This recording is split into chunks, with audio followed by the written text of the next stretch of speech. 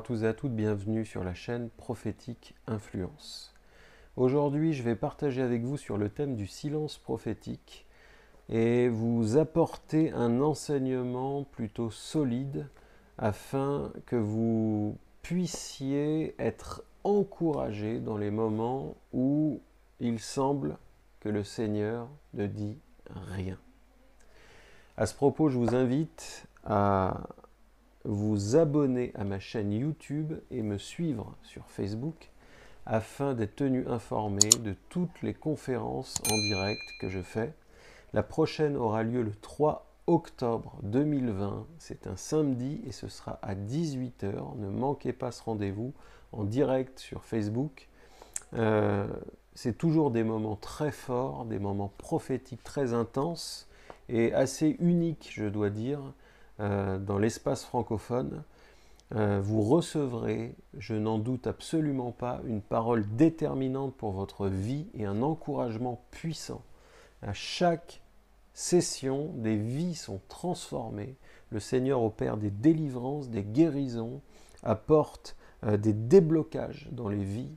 Donc attendez-vous au Seigneur, il est fidèle et ne manque jamais à l'appel. Roi au chapitre 19, et je vais commencer à lire à partir du verset 9.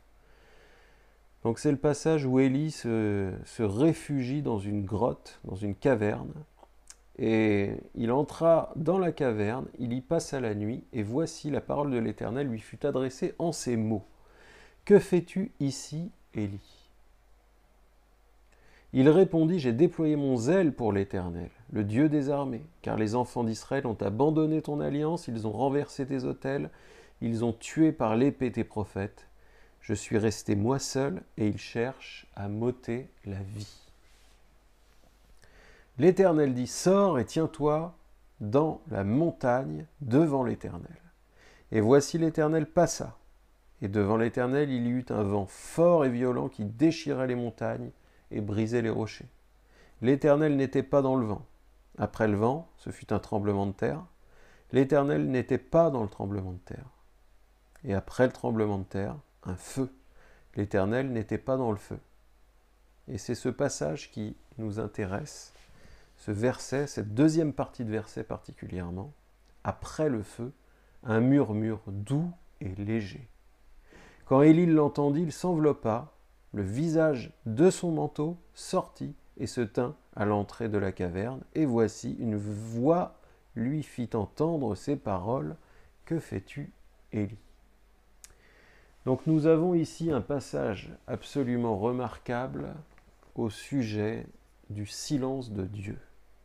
Et ce partage que je fais avec vous a pour but de vous encourager profondément lorsque dans votre vie, vous désespérez un peu parce que vous avez l'impression que Dieu ne dit plus rien, que Dieu fait silence, malgré ce que vous traversez. Et effectivement, parfois, Dieu fait silence. On voit dans le livre de l'Apocalypse qu'il y eut un silence dans le ciel, un silence d'une demi-heure. Donc oui, parfois Dieu se tait volontairement. Mais il est important de cultiver notre relation avec Dieu et d'aller toujours de plus en plus en profondeur dans notre connaissance de sa personne, à travers sa parole et par son esprit, afin d'arriver à comprendre ce que Dieu veut nous dire par ses silences. Parce que, en vérité, je crois que Dieu parle lorsqu'il se tait. Et Dieu veut nous parler aussi par ses silences. C'est à nous d'arriver, comme Élie, à discerner la présence de Dieu dans le doux murmure d'un silence. Justement, c'est très intéressant de relier prophétisme et silence, parce qu'en général, quand on pense à la prophétie, on pense à la parole. Donc tout le contraire du silence. On pense à une parole prophétique qui va nous révéler quelque chose de Dieu, quelque chose de la volonté de Dieu, et bien souvent quelque chose du futur. Parce que, effectivement, lorsqu'on parle de prophétie, on pense au dévoilement de l'avenir, à une parole qui va nous révéler notre avenir, ou l'avenir d'une nation, l'avenir d'une situation, ce qu'il faut faire, comment agir, comment se positionner dans telle ou telle circonstance. Et ce n'est pas faux, parce que la révélation de ce qui va se passer dans le futur et son annonce, c'est ce que l'on retrouve très souvent dans l'Ancien comme dans le Nouveau Testament. Donc la part prédictive de la prophétie est une part intégrante du prophétisme biblique. Pourtant, attention, soyez attentifs à ce que je vais dire, la prédiction de l'avenir dans la prophétie biblique n'est pas son essence, puisque le livre de l'Apocalypse nous fait comprendre, nous explique très clairement que l'essence de la prophétie, le but de la prophétie, c'est de témoigner de Jésus-Christ. C'est donc de rendre témoignage à Jésus-Christ. Et l'un des marqueurs qui sépare une vraie prophétie d'une fausse prophétie, c'est que dans la vraie prophétie, nous voyons se dessiner le Christ. Toute parole prophétique authentique va témoigner de la personne de Jésus-Christ.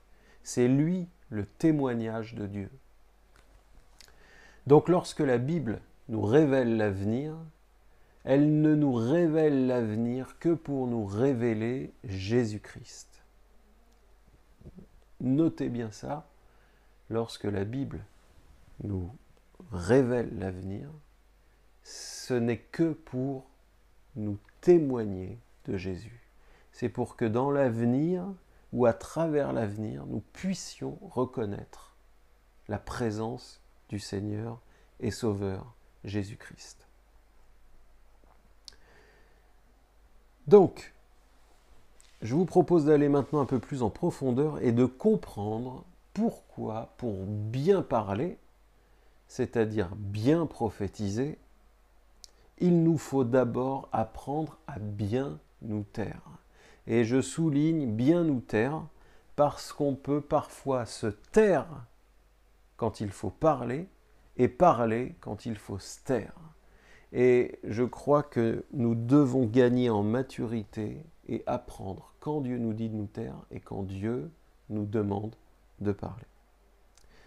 Avant toute chose, je rappelle qu'aucune prophétie n'est authentique tant qu'elle n'est pas inspirée par le Saint-Esprit. Si une prophétie est juste dans ce qu'elle révèle, c'est une fausse prophétie si elle ne provient pas, si sa source n'est pas dans le Saint-Esprit. Donc si une prophétie biblique, ou plutôt une prophétie est biblique, c'est-à-dire juste, conforme à la pensée de Dieu et à la parole de Dieu, pour qu'une prophétie soit biblique, pour qu'une prophétie soit juste, elle doit impérativement être inspirée par le Saint-Esprit. C'est ce que nous voyons dans le livre des Actes avec l'apôtre Paul et la pythoniste. On retrouve l'apôtre Paul qui est suivi toute la journée par une femme qui annonce que Paul et son équipe sont là pour annoncer le royaume de Dieu. Donc, on a ici une femme qui dit la vérité. Effectivement, Paul est là pour ça. Et nous lisons un peu plus tard qu'excédé, Paul se retourne et chasse l'esprit de divination qui était dans cette femme. Et là, elle s'arrête d'annoncer l'avenir. Je dis ça parce qu'il est très important de revenir à l'Écriture et de revenir à l'Écriture inspirée. C'est-à-dire que nous devons plonger dans la parole, comprendre la parole par l'Esprit du Seigneur, éclairé par l'Esprit du Seigneur. Parce que si nous plongeons dans cette parole sans l'Esprit du Seigneur, nous serons comme Saul de Tarse, prêts à persécuter tous ceux qui ne sont pas d'accord avec notre compréhension des Écritures.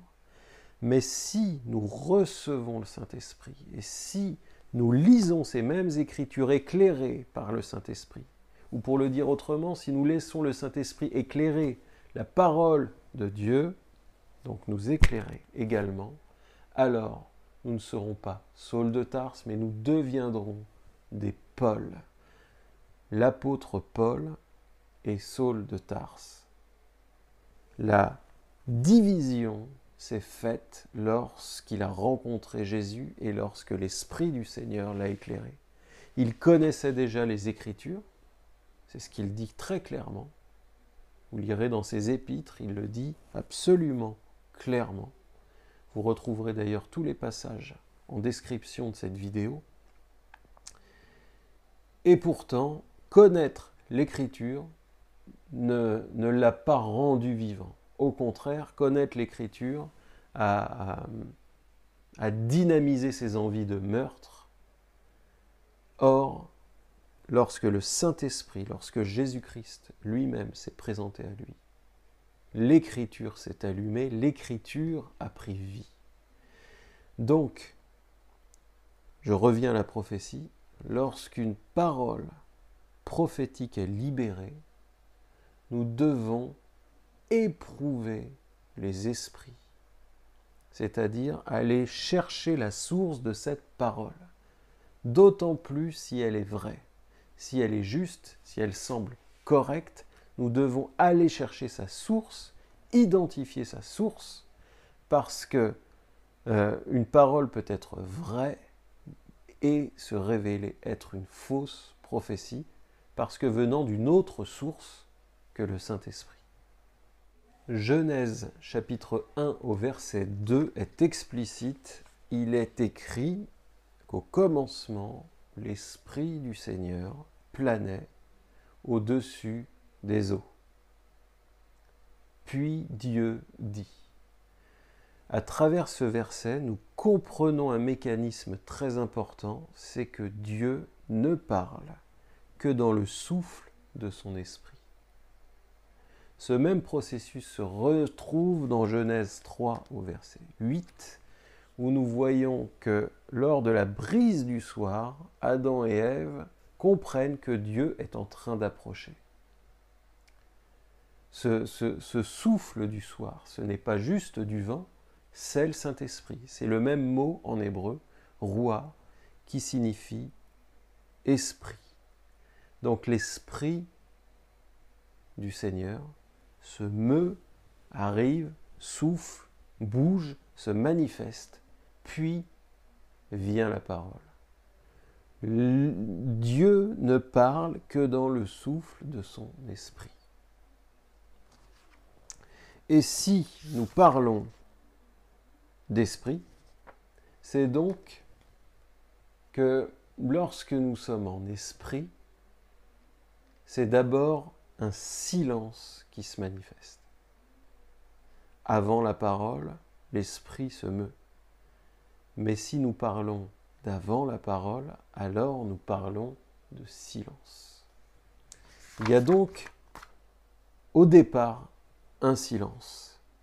Et la première chose que Dieu cherche à faire, et particulièrement si tu es appelé à servir le Seigneur d'une manière particulière, si tu es appelé à un service en particulier, et surtout celui de prophète, la première chose que Dieu va t'apprendre, c'est à te taire. Et quand je dis prophète, c'est pas juste masculin. Si Dieu t'appelle à être un prophète ou une prophétesse, Dieu va d'abord t'apprendre à te taire. Parce que ce silence est capital. Sur 2 points, il y a vraiment 2 points sur lesquels je veux insister. C'est que premièrement, si tu es capable d'entendre Dieu te parler, alors forcément, tu es capable d'entendre Dieu te dire, te donner l'ordre de parler. Et c'est là où je veux t'amener à réfléchir et à comprendre que lorsque Dieu te parle, et même si Dieu t'appelle à prophétiser, ou à un ministère de prophète ou de prophétesse, le fait que Dieu te parle ne signifie pas qu'il te demande de répéter ce qu'il vient de te dire. Si Dieu te parle, tu n'es pas instantanément obligé de prophétiser. À plus forte raison, si tu entends Dieu te parler, tu dois être en mesure de comprendre si ce qu'il te dit, tu dois le garder, ou si tu dois le libérer, le délivrer, le partager. Donc il est très important de comprendre dans ta relation avec Dieu que si Dieu te parle, Dieu est capable de te dire ce que je viens de te dire, donne-le à d'autres.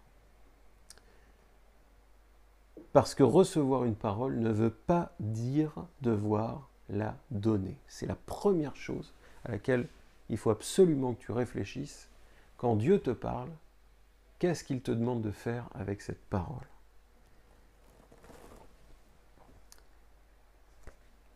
Pourquoi ?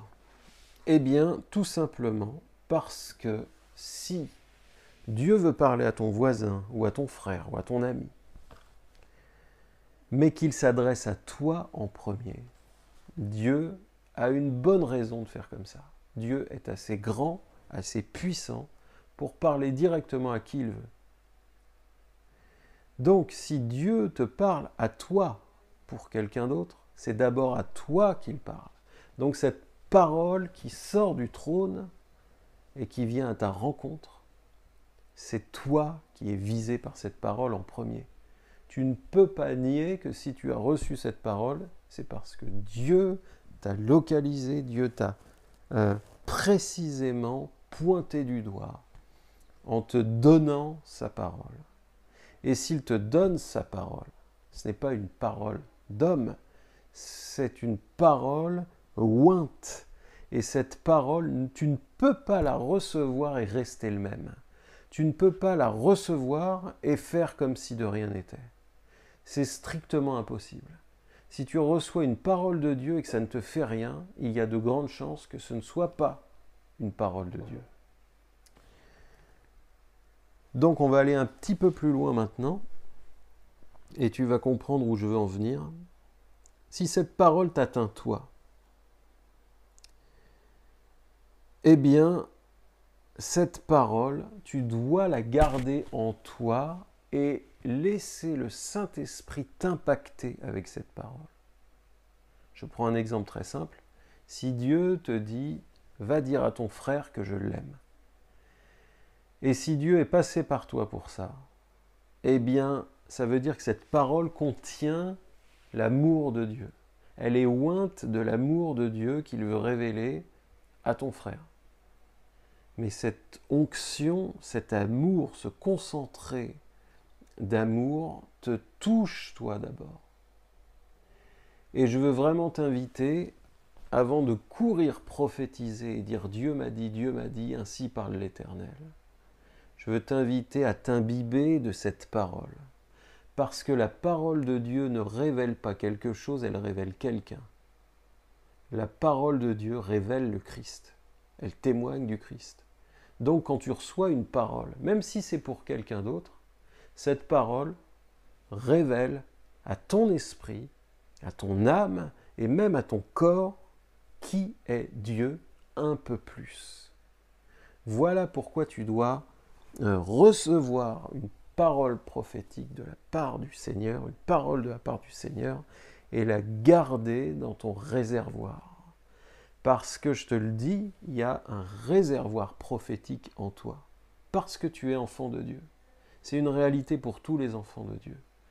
Nous portons en nous spirituellement un réservoir prophétique qui se remplit lorsque nous prenons le temps avant de déverser ça, nous prenons le temps de nous laisser imbiber comme une éponge de la parole de Dieu et de tout ce qu'elle est, c'est-à-dire laisser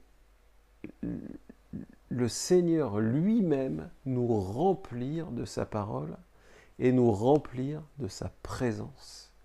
Parce que la parole de Dieu, encore une fois je le dis, révèle quelqu'un. Elle n'est pas dévoilement d'un élément ou d'une chose, elle révèle quelqu'un. Et ce quelqu'un, bien évidemment, c'est le Seigneur Jésus. Pourquoi tu devrais, avant de courir partout, prendre le temps de laisser cette parole infuser? Eh bien, parce que lorsque tu vas parler de la part du Seigneur, et que tu te seras laissé impacter par cette parole, même si elle n'était pas pour toi, alors l'impact que tu vas produire sera démultiplié. Et je t'invite vraiment à faire l'expérience, la prochaine fois que Dieu te donne une parole, ou que tu sens que Dieu te donne une pensée pour quelqu'un, va au bout de cette pensée. Parce que le but de la prophétie, c'est d'attirer les gens à Dieu. Surtout pas au prophète, mais d'attirer, le prophète doit attirer à travers la prophétie les gens auprès de celui qui leur parle. Et la vraie personne qui leur parle, c'est pas le prophète, c'est Dieu assis sur le trône. Donc il y a tout un chemin que le prophète doit faire avec cette parole, aller attraper la personne qui est destinataire et la ramener au Seigneur. Et il y a un moment où le prophète, lorsqu'il a accompli son service, doit savoir s'effacer. Il s'efface devant qui? Il s'efface devant celui qui l'a envoyé. Il s'efface devant celui qui a parlé, c'est-à-dire que le prophète doit savoir s'effacer devant le Christ. Le prophète n'est pas la parole, le prophète porte celui qui est la parole.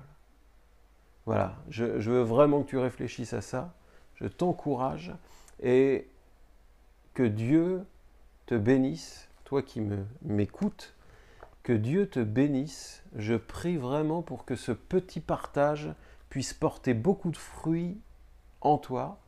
Et je te dis à très bientôt pour la deuxième partie de ce silence prophétique. Que Dieu vous bénisse tous et toutes.